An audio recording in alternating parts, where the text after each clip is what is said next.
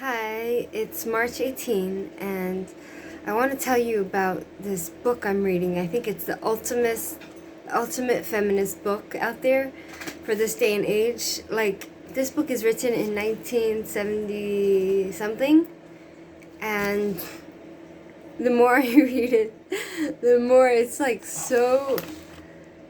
For some women, this is realistic tale. This is a realistic tale, and you know, I wouldn't say it's for every person out there.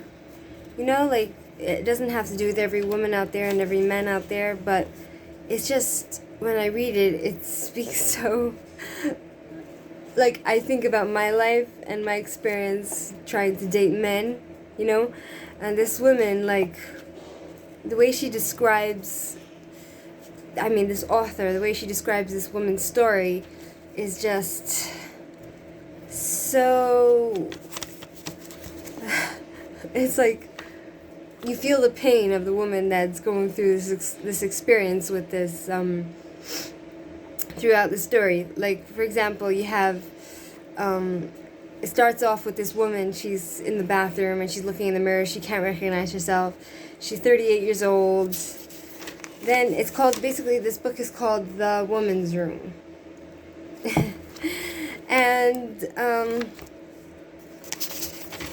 it describes her relationships, how she tries to date this one man, it doesn't work out, she tries to date this other guy, but then it turns out that the guy, he keeps pressuring her to have sex, and that's what draws them apart, and she doesn't feel like she wants to give up to a man. She feels like sex would be giving herself up to a man, and letting a man dominate her. So she held out for a long time until she married this man. And so she writes here, because at the time she was making all these decisions, she was being undermined. The problem was sex. Couldn't you have guessed that? The Garden of Eden story hasn't hung all these years for nothing, even though Genesis suggests that Milton insists that it wasn't sex itself that caused the fall, but was only the first place that reverberations were felt. We go on equating sex with fall because that's the way it happens to us. The main problem with sex, I'm convinced, and now I'm beginning to sound like Val, is that it comes on us when we are already formed. Maybe if we were fondled and petted all our lives, it wouldn't be such a shock. But we weren't fondled and petted all our lives. At least I wasn't, and Mira wasn't. And so the strong desire for bodily contact comes upon us as a violation. So that's her view on sex. Basically anyone touching her is violating her. Here she describes how she got her period, and her mind convinced her that her body is rotting. She felt corrupt. She felt everything just changed once she got that, she got her period. Now it says that the boys would eye her. The boys, she became very popular with the boys once she started to develop. But she never wanted anybody to touch her. Boys were ridiculous, troublesome, always fighting and showing off and making noise. So she's describing now the difference between boys and men. So boys are troublesome, but men strode purposefully to the center of every stage and took up the whole surface of every scene. Why was that? She began to realize that something was wrong in the world. Her mother was dominant at home. In school, the authorities had all been women except for the principal, but it was not so in the outside world, except the stories in the newspapers were always about men, except once in a while when a woman got murdered.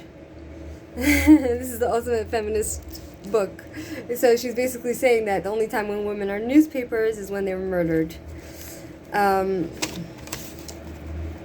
So she's going through her issues with men, developing and trying to hold down relationships.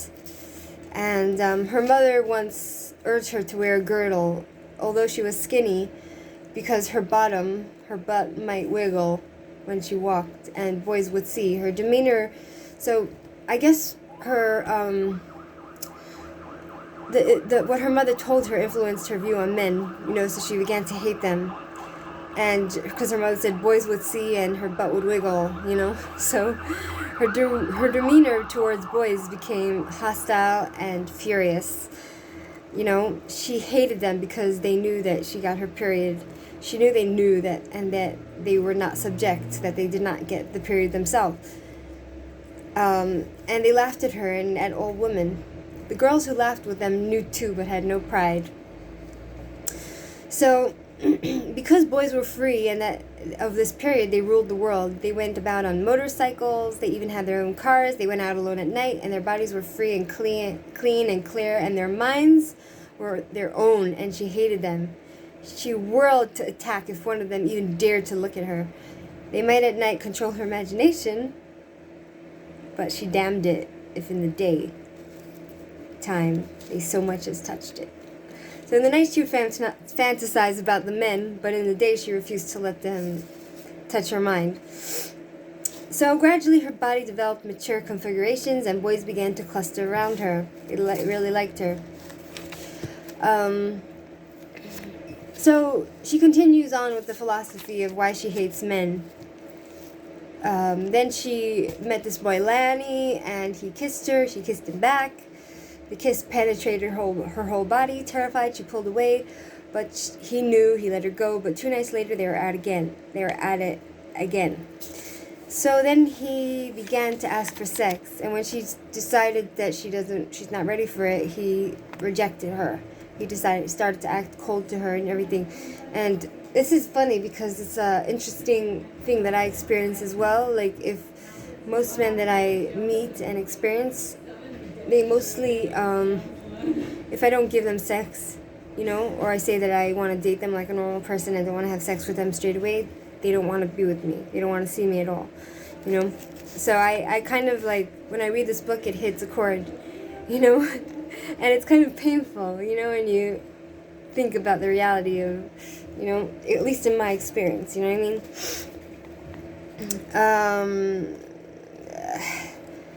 Then what happened was she married this guy, and basically he was selfish in sex. He would have sex with her, and then when she felt like she was like on the verge of having an orgasm and coming, she would ask him to hold himself, but he would come, and then she would lose that pleasure that she wanted. And she felt that she was miserable. She would ask him, and he seemed to have no other interest in her,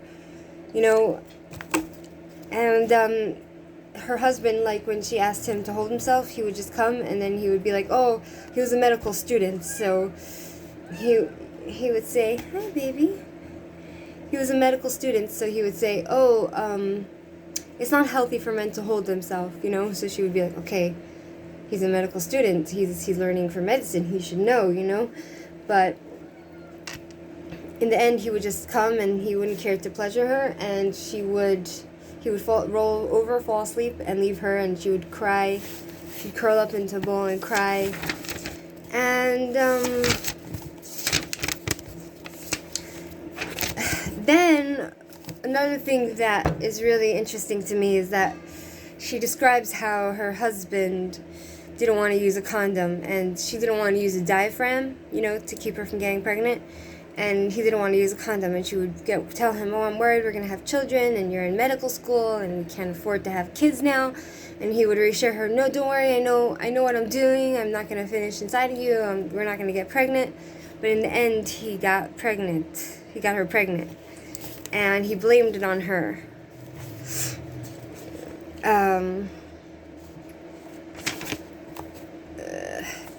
So basically, he got her pregnant, and he yelled at her. Let's see here where it's written.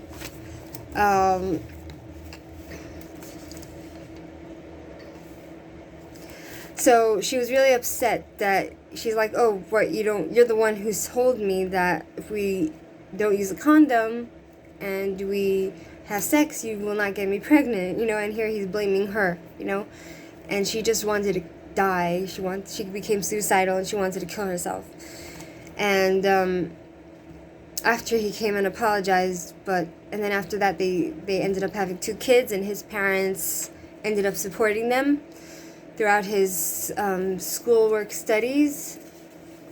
But she would say to him, basically when he blamed her that she became pregnant, she said to him, did I chase you around the bed? You said your way was safe.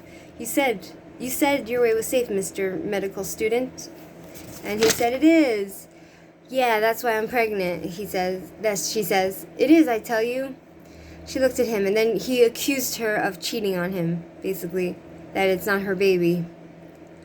And she leaned back again while he accused her of cheating. Basically, she had not had sex until she got married, okay?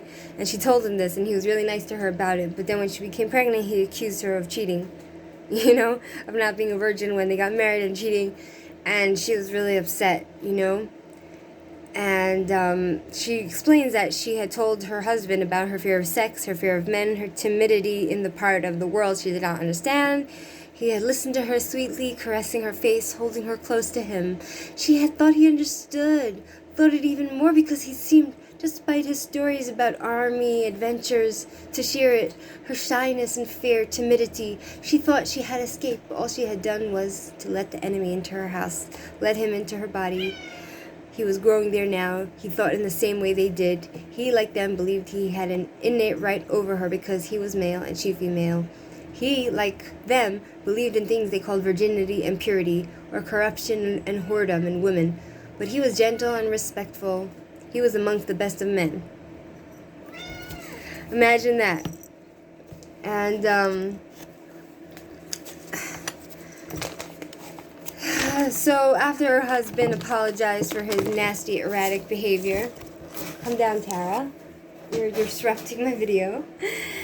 And so this book, you should all read it. It's gonna make you hate men. Like I kind of hate men in a way. It's like the ultimate feminist book, In a way, it's so truthful. This book is speaking so much truth. But on the other hand, it's ignoring the good men that are out there, if you believe there are good men that are just upright. And it's highlighting the nastiness of reality, the reality of our world that we live in, and the women that are dating men of today's age, And, this is the book of ultimate feminism. If you want to hate men, you read this book. In my experience, I totally feel this woman. I completely feel it's called The Woman's Room. I completely understand this woman because this is kind of my experiences, what I experience with men. But on the other hand, I believe there are good men out there because there are women that are married to good men, and I'm not really a feminist, but I do hate men, But it's just a really good book to read if you want to feel the pain and frustration of women who experience this kind of experience.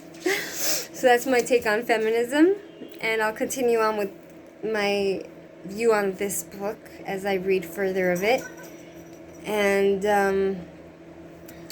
I'll let you know what I think, and I'll do the review, and see you next time. Have a good night.